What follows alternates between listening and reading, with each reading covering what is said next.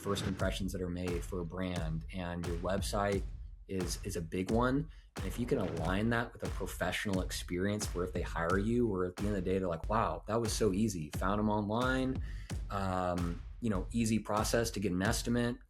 They showed up on time, great work, fixed a little door hinge I didn't even ask them to do. And now I left them a Google review and saved them in my phone. And I'm going to, sing their praises to my friends and family and neighbors. All these things add up. And so it's a great point about the first impression on the website. Is that aligning with the impression you're making in your business?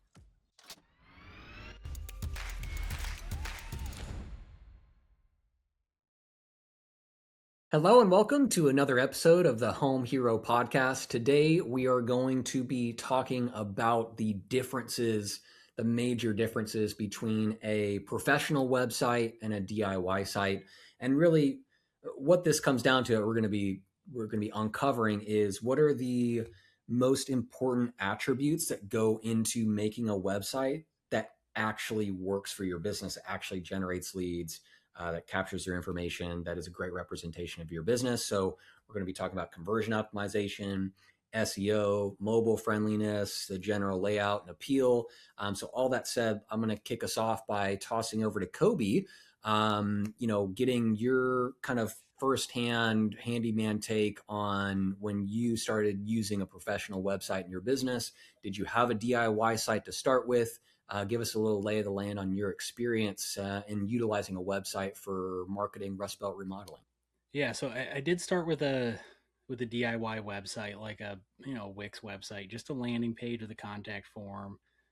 I don't think anybody ever saw it, but I just wanted to have something, and I had that for a couple months before I started working with Handyman Marketing Pros.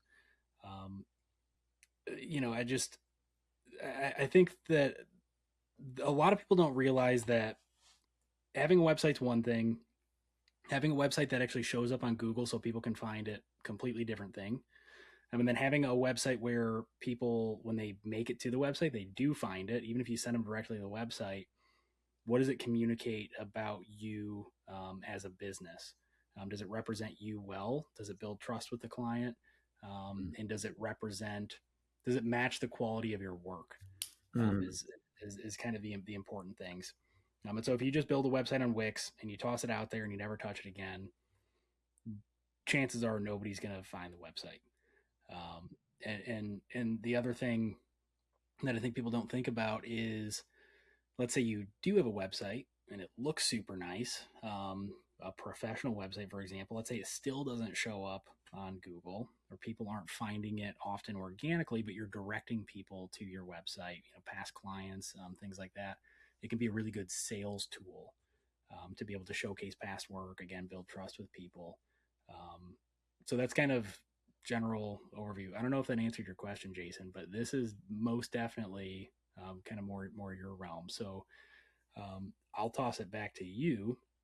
I would say what are the three biggest differences between a DIY website and a professional website, specifically when it comes to actually showing up on Google, like SEO? Yeah. So SEO is definitely a huge bucket. Like the main kind of buckets here that we see a difference in the DIY and then a professional website is one, building trust and having personality, like thoughtfully ingrained through the site, having it lay out really nice. You've got SEO, on page SEO. That's a huge kind of bucket. We'll dive into the highlights as you can have some takeaways on whether you have a marketer, if you're doing it yourself, or of course, this is what we do professionally. So handymanmarketingpros.com will get you well taken care of.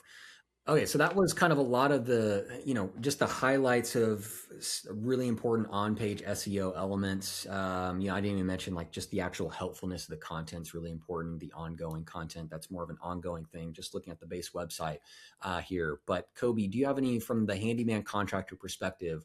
Like what kind of questions, if any, would you like to ask as far as the SEO of the site? And then I'll kind of continue through conversion, mobile friendliness, and just the overall kind of trust and professional design elements.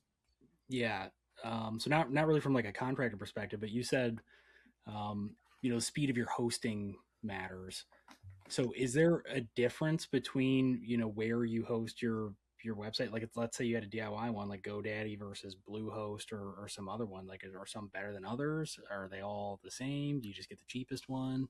Absolutely. There's a huge difference. So do not go with the cheapest one. The site will load slow. It's not going to be secure.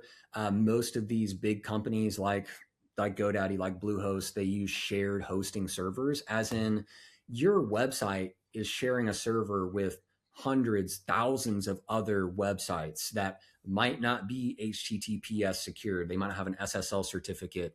The server itself is it's just there's so much different websites on there. They're you're not isolated. You're kind of somehow connected. You're connected in a way to all these other websites that who knows what they are, and it's just the security side is definitely a glaring issue with the discount hosts. So going with the cheapest is not something I would advise. There are a handful of more premium options. Of course, Handyman Marketing Pros, we have our own proprietary hosting solution, so we take the technical side very seriously.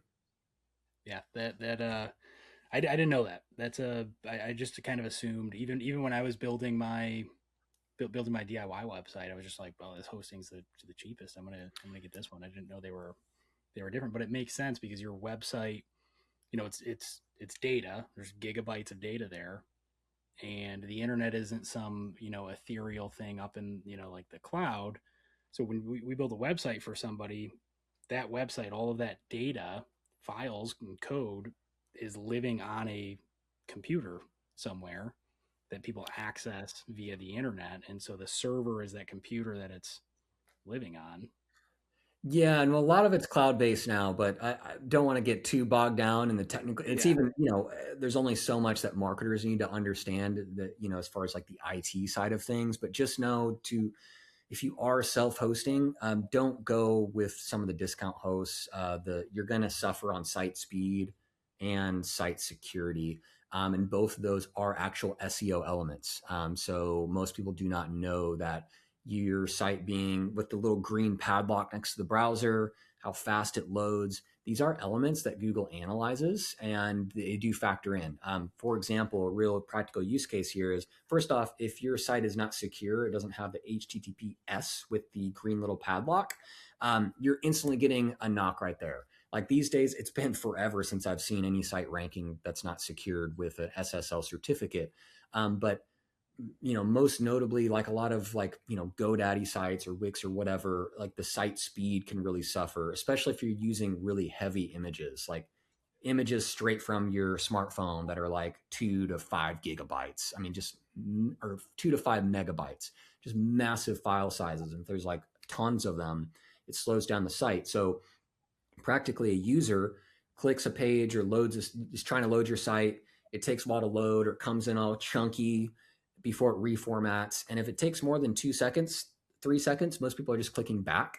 And that's what's called a bounce. And Google knows this stuff because most sites are plugged into Google Analytics. They also are tracking behavior, people using Chrome browser, using Google. So they know, oh, wow, like 70% of the visitors to this website, to jasonshandyman.com, they're bouncing. They're leaving within seconds, 5 seconds, 10 seconds of hitting the website. That must mean it's not helpful. It's loading slow, whatever it is. It just says people are backing away. They don't want to be there. So that's not a good result. And because Google's business relies on quality results, answering questions, it's just a real use case of where your site speed does impact SEO.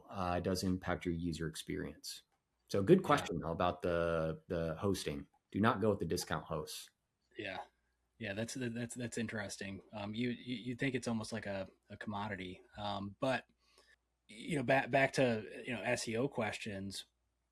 Would it be, in your opinion, would it be better if I had a DIY website? Would it be better to not add pages to the website at all, or go on ChatGPT and have it write up a bunch of like you know blog posts essentially and add them to my Wix website? Is that gonna help or hurt my SEO, or does it not matter? Am I wasting my time? Yeah, so I want to make a distinction here. There's ongoing content strategy that's part of SEO. I'm going to answer this through the lens of we're talking about the website design, the base website, right? Like your homepage, about services, service area, etc. For a DIY site, whenever anything's DIY, it's always a function of your time.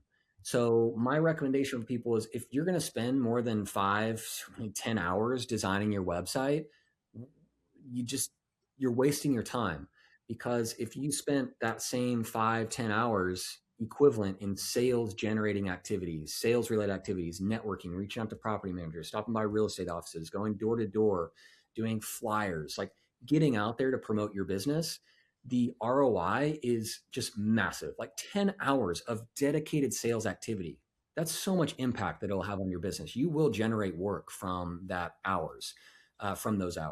So anything DIY, you've got to balance this off. So my recommendation for anyone on a DIY site is do the basics. Create a quick landing page, have a personal photo up there, a contact form, at least your phone number. Um, Keep it really straightforward, focus services, maybe a little bio about you. That's it. Do not spend more time than is necessary to create a basic informational landing page. It's not going to rank well in Google.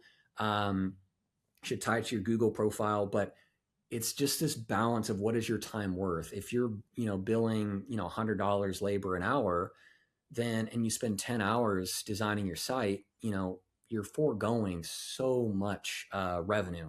As in economics called opportunity cost. Like, what are you foregoing to do something? So by spending all this time on something that really is like its own science, it's its own industry, right? You should really value your time and pay a professional, or at least minimize your time investment in that until it makes sense where you can invest in your own professional site. So that's my top level theory to answer your question, Kobe. More directly, AI can absolutely write great content these days, but it needs good prompting and good context. If you don't really know how to use AI or have never taken any basic courses on prompting, we've got actual resources on handymanmarketingpros.com/resources that you can check out. We call it the CRIT framework of how to properly prompt AI. That can be helpful. But without good context and prompting, the content's going to be super fluffy and overall not helpful. You need content on your website that is helpful to the user because that is what Google, that's what AI is looking for. They're looking for helpful websites that answer users' questions based on the kind of appropriateness. They're on a handyman website. What are they looking for? Looking for, work examples. What are their focus services? Are you in my service area? What is your pricing like? Like your website content needs to be helpful. So for any DIY site guys out there, create helpful content on the website, but also be real honest with your time investment into it because the ROI of a really nice site, as we've experienced through our clients, is a good investment. It just pays for itself. So just be cautious of your time invested. Yeah, that's great. Um, Another thing that just kind of came to mind was as I was, kind of learning about SEO and get my business spun up and I wanted to show up on Google. Mm. It got overwhelming, like, meta tags and making sure, photos and files were optimized and H1 headings and all the nitty gritty technical stuff. Um, but at the end of the day, and please correct me if I'm wrong, because I very well could be, it seems like the best SEO strategy is to have the website and content on the website. Like, the question you should be asking yourself is, does this content help the intended visitor, the visitor of the website? Is it providing useful information? Does it tell the visitor in Google, these are the things that I do, this is where I do them? Um, kind of as a core thing. It just reminds me of, a like the similar strategy with YouTube or content creation or any of these other things where it's like the most important thing is, are you making good content? Not, what's the thumbnail look like on your YouTube video? Um, it's like, is the content actually helpful and educational and tell people what you do and where you do it and all of those sorts of things. So Mm. either correct me, or if you could, kind of It's good Yeah, to know. so that's a good top level guidance for business as a whole is you have to be helpful. How can you position yourself to be indispensable to your clients? And so for a handyman, when someone's looking up handyman near me and they hit your website, you want to communicate that you're local, that you're honest, that these are the jobs you can do. Here's my reviews and what people say about us. Um, Here is like about me and my family and my history. Um, you want to reinforce that you're trustworthy, that you're experienced, that you're going to show up on time. Like, what are the attributes that a homeowner wants in an indispensable handyman, where they can't imagine owning and living where they are without you as their handyman? So the mind can wonder at all these things that I just mentioned. And zooming out, there was a huge study done on like home services. It was 2024, 2025. Um, and it was drilling into what is the most important attribute that a premium client, a premium owner wants in their home service provider. And the overall attribute is they want to hire somebody that they are comfortable with in their house without them being there.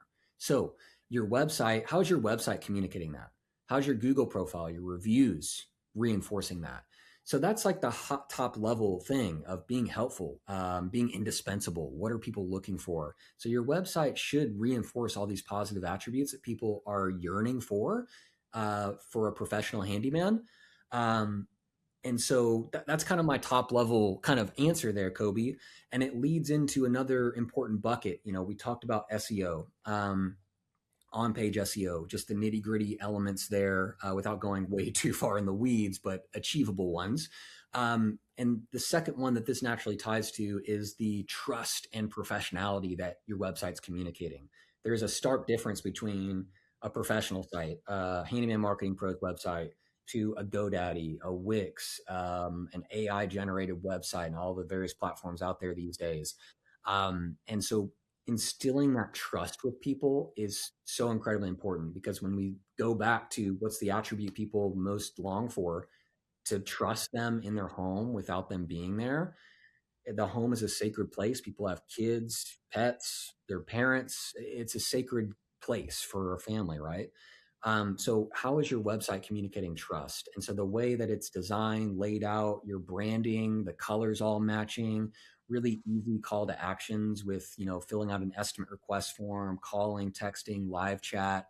All these elements go into building trust that, hey, like your ideal clients, you want them to hit your site and be like, wow, they look really great, professional. They can help me with my project. I'm actually excited for them to get back to me. I really hope that, they can help me. Like how are you communicating on their website that creates this excitement and like this, oh my gosh, I cannot believe I didn't know about you before. So that's the second big bucket there is communicating trust through a personal, professional site. It ties in mobile optimization. Like, guys, over half your traffic is on mobile phones. Like, a lot of markets, just 75, 80%. So, your website loading really nice on mobile feeds into that trust professionality. It is an SEO element as well.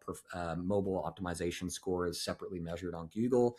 Um, the last thing I'll mention on this whole building trust in your website is personality. Do you have a personal photo, headshot, family photo, you and the dogs? Do you have photos of your work? You in front of your fence that you just built? All these different attributes that go into a website that builds trust with people.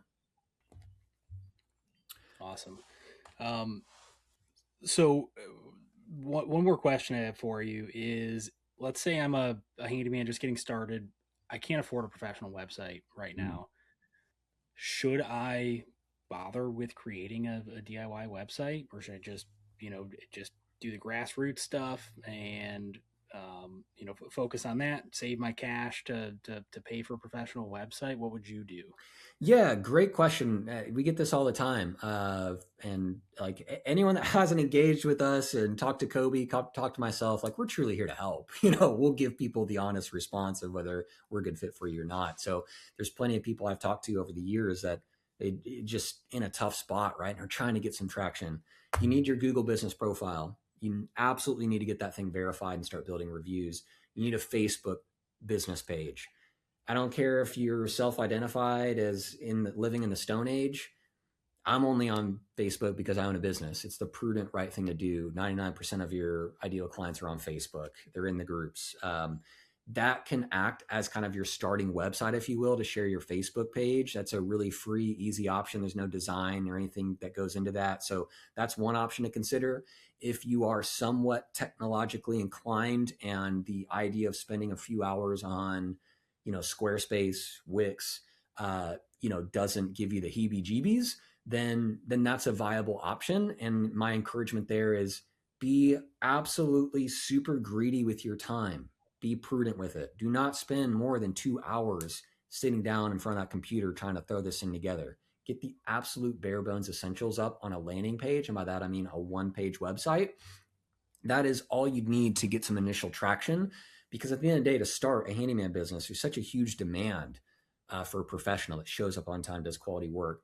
Your network, referrals, Facebook groups, networking, going door to door, these are free activities that you can do to generate business and get traction. So when you're generating consistently, if you start in part time, one, two, three, four, $5,000 a month in revenue, within that realm, you can invest like our programs. I don't want to shoot myself in the foot, but with pricing changes that might happen in the future, but about $300 a month. So within that part-time range, it's absolutely worthwhile investment. So to someone just getting started on a shoestring budget, be reasonable with what your capabilities are and how much time you're dumping into your website versus what sales generating activities are you doing to build real clients, real referral networks, real repeat clients that are going to actually create that financial foundation that you need to then invest in the business, start raising your prices, look more professional, et cetera. Super, super great advice. And just to kind of quantify it a little bit, if let's say hypothetically you're a handyman and you're making $30 an hour. Let's say you got $30 an hour you're putting in your pocket. Um, if you're spending 10 hours or more a month, trying to do this marketing thing on your website and that sort of thing, um, you could have paid a professional to do your website for you with most likely better results at the end of the day. I mean, more time out in the field actually generating revenue. Yeah, and well, if anyone's out there at 30, you need to double your rate. Like even in the most rural areas, like a no overhead handyman business. I mean, if you're not charging at least $60 an hour, it's just going to be tough going. Um, Yeah, I just mean 30 bucks in your pocket. Certainly got to be charging more than thirty okay. bucks an Oh, hour. Let's say gotcha. All right. you're paying yourself, taking out of the business 30 bucks an hour. Okay. But even more so, if you're charging appropriately, let's say you're paying yourself 50 bucks an hour, it's like you got less hours a month you can afford to spend on doing your own website. Yeah, Yeah, definitely don't charge $30 an hour, or I'm with you. you I'm got with some you. The problems net. on a website for sure. Gotcha. Okay, so the last element here that I wanted to touch on, the big difference between a DIY site and a professional site that actually works, like that actually has leads that get pumped out through an estimate form. You get generate phone calls from it.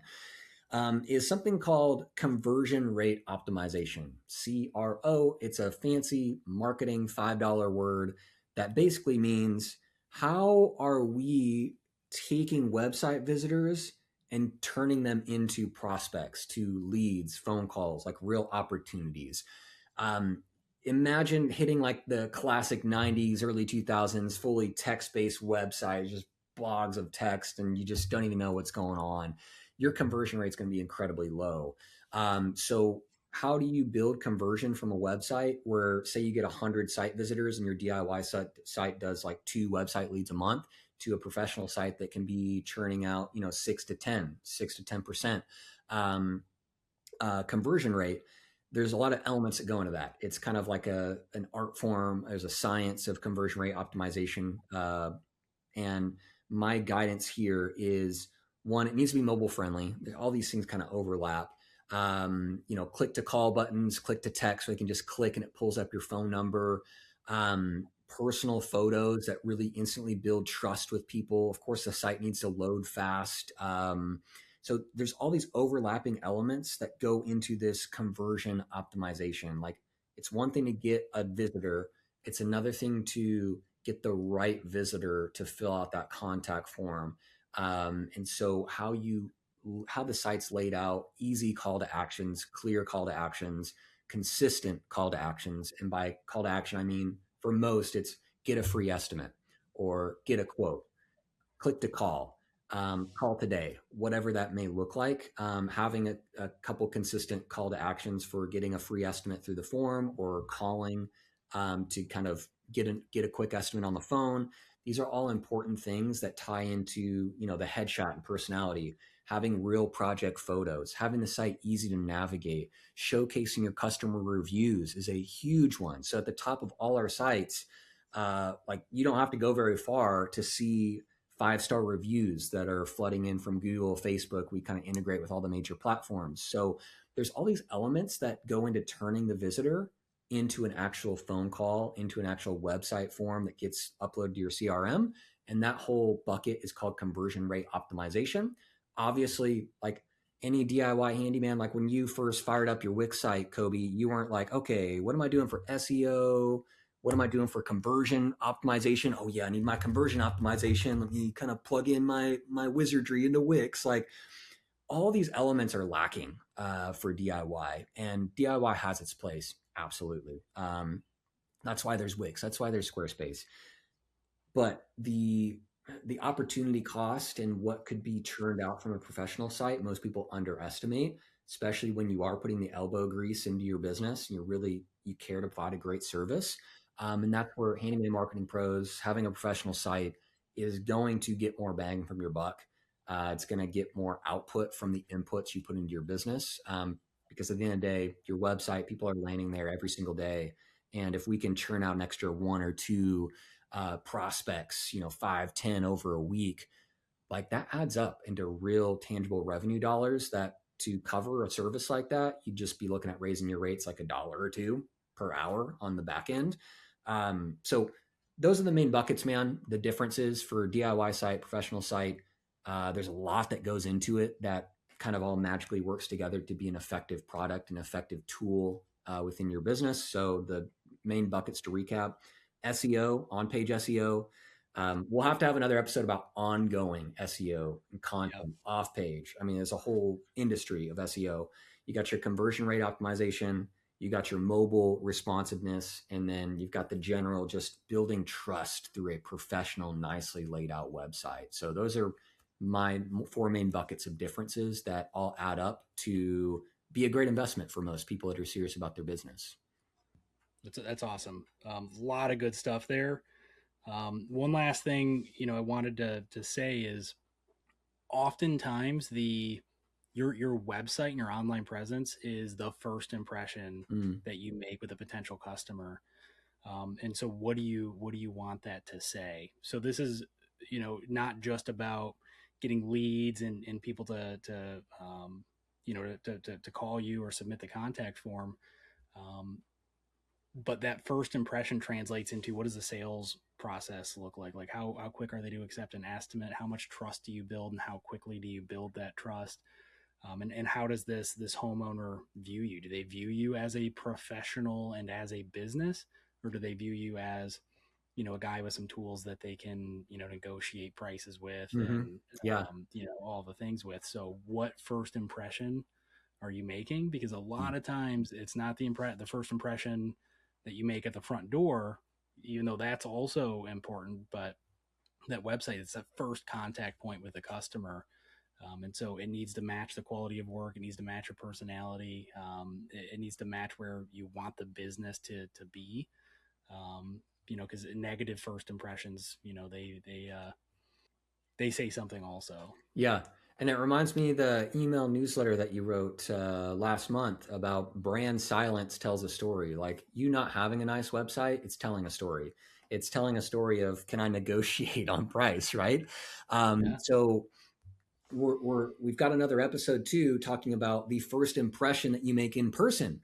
In the same way, your website, your online presence, the amount of Google reviews, how frequent they are that come in, that you've got at least a few in the last month, that tells a story. That makes a first impression. So most people listening, they're pretty confident in their first impression in person, right? Like that's where most people's confidence is, because they're just boots on the ground. They've been doing this. I've been doing this for years. I don't need a website or whatever the kind of narrative might be. But you're showing up and you're instantly creating that great first impression, professional, high quality work, showing up on time. But does your online presence match that? Does it come correct to reinforce that? It's a great point, Kobe. There's first impressions. There's many first impressions that are made for a brand, and your website is a big one. And if you can align that with a professional experience, where if they hire you, or at the end of the day, they're like, "Wow, that was so easy. Found them online.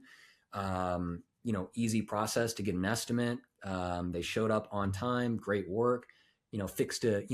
Fixed a little door hinge I didn't even ask them to do, and now I left them a Google review and saved them in my phone. And I'm gonna, sing their praises to my friends and family and neighbors. All these things add up. And so it's a great point about the first impression on the website. Is that aligning with the impression you're making in your business? Great, great, great stuff. Awesome. Well, if you guys have any questions about websites, about any topic ideas you'd like to hear from us about, shoot us a message at support@handymanmarketingpros.com, or leave us a comment. We are actively out here. Thank you guys for tuning in. See you on the next episode. Thank you for joining us for another episode of the Home Hero Podcast, brought to you by Handyman Marketing Pros.